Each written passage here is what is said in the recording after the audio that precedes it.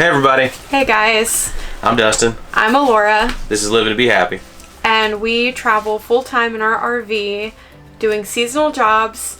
And today we're going to make a video about how we found our RV, tips for you guys to find maybe a decently priced RV. Let's do it.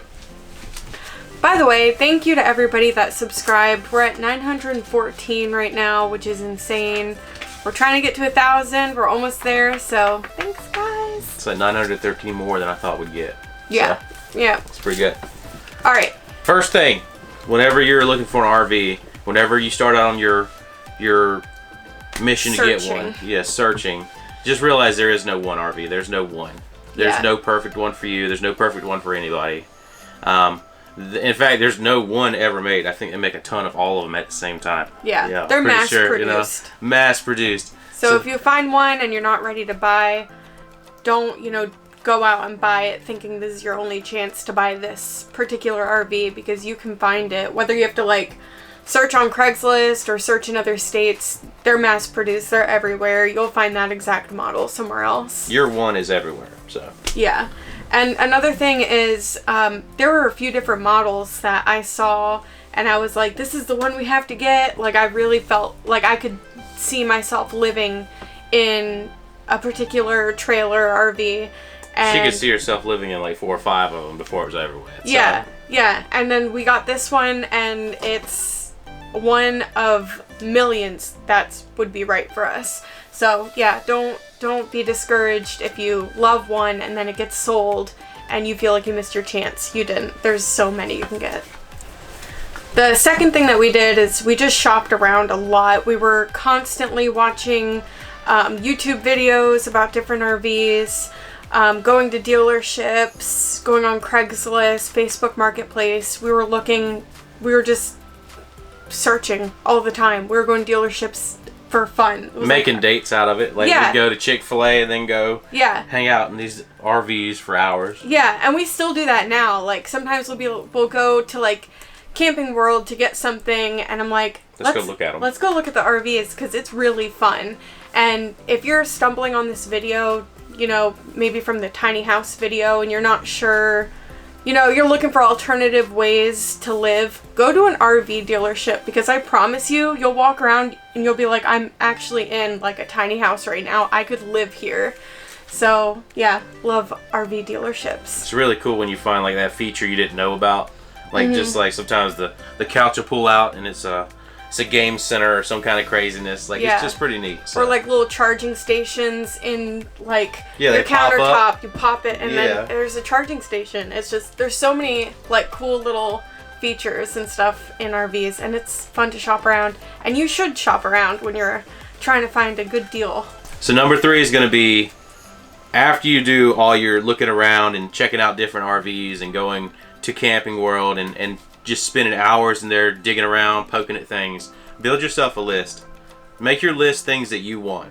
Just specifically you. Not that would be great, just things you want in it. Yeah, or need. Yeah.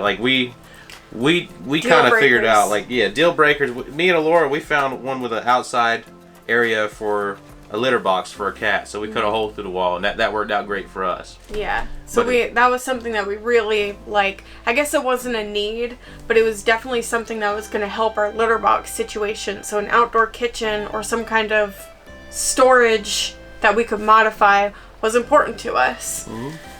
And if you find all the things that you want, and whenever you do purchase, whenever you do buy it, and you had a list built and it checked off everything, you're just going to feel more. You're going to feel better about your decision to buy. Yeah. You're going to be more satisfied with your purchase.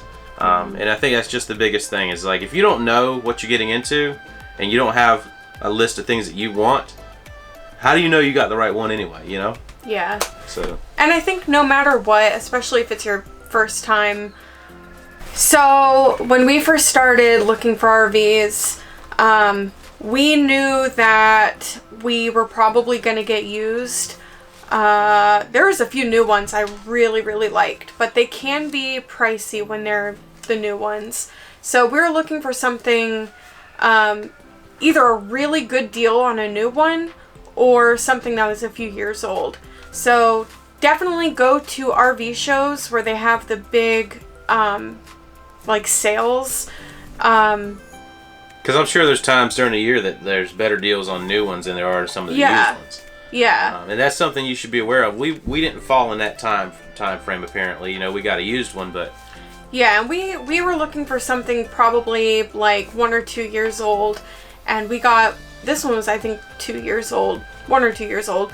So, we didn't want something super, super old. Although, after traveling a while... and talking to people that were in older RVs, they actually said that the older models, like before a certain year, is actually better because of like American steel being made in it, and now they're just made so cheap now. Real fast, like. Yeah, fast and cheap, and they're just structurally like not as well made as the older models. So knowing that, it would probably change our mind a little bit, but we were really concerned, like we didn't want something that was moldy or not taken care of, so we went used. Ours is a 2017, so got a couple years old, but that's good for people that are on a budget. You know, just keep that in mind. You can buy used as long as you make sure that there's no like real damage, like bubbles in the walls or soft floor. It should be fine getting used.